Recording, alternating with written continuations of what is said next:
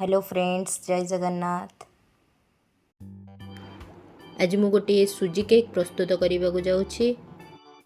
एठी मु गोटे गिना सुजी नेइछि,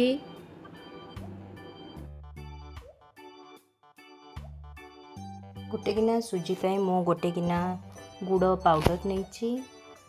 एठी मु पाउडर गुड़ यूज करिछि। गुड़ को मध्य ग्राइंडिंग जार रे पके नबा। एठी मु फ्लेवर पई किछि गुजराती नेइछि एवं आवश्यकता अनुसार लूण पकेइबा।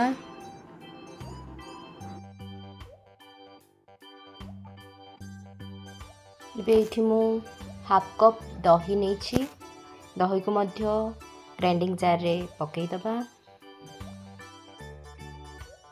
ग्राइंडिंग जार रे थिबा सब इंग्रेडिएंट्स को मिसे की गोटे फाइन पेस्ट प्रस्तुत करिबा। एबे यह गोटे फाइन पेस्ट प्रस्तुत हो गला। ए पेस्ट को आमे 30 मिनिट पय रेस्ट रे छाड़ी दबा। एबे 30 मिनिट परे सेथि किछि रिफाइन तेल ऐड करिबा एवं वैनिला एसेंस ऐड करिबा। एबे सही मिक्सचर रे 1 चम्मच बेकिंग पाउडर एवं pinch of baking soda add करिबा। एबे सब ऐड कर साला परे अगेन ग्राइंडिंग जार को ब्लेंड करी गोटे प्रॉपर पेस्ट प्रस्तुत करिबा।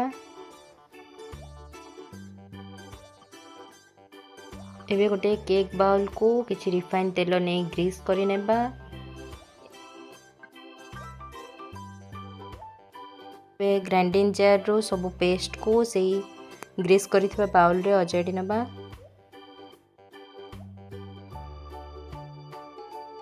एठी मु प्रेशर कुकर रे केक बेक करिबी। प्रेशर कुकर रे मु व्हाइट लूण यूज करिछि। लूण पकई करी प्रेशर कुकर को प्री हीट करबा पई 15 मिनिट पई रखि दबा।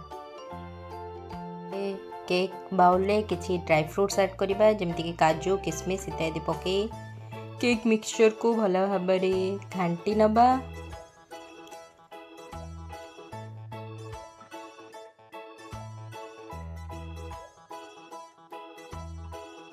एबे एठी केक मिक्सचर बेक पे प्रस्तुत हो गला। एबे प्रेशर कुकर मध्य प्री हीट हो जाइछि। एबे से केक बाउल को लूण पर रखी दबा एवं प्रेशर कुकर रो लीड बंद करी हुइसिल काढी नेबा एवं लो फ्लेम रे एहा को बसेइबा।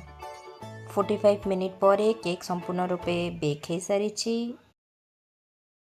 Finally, it's time to eat yummy suji cake.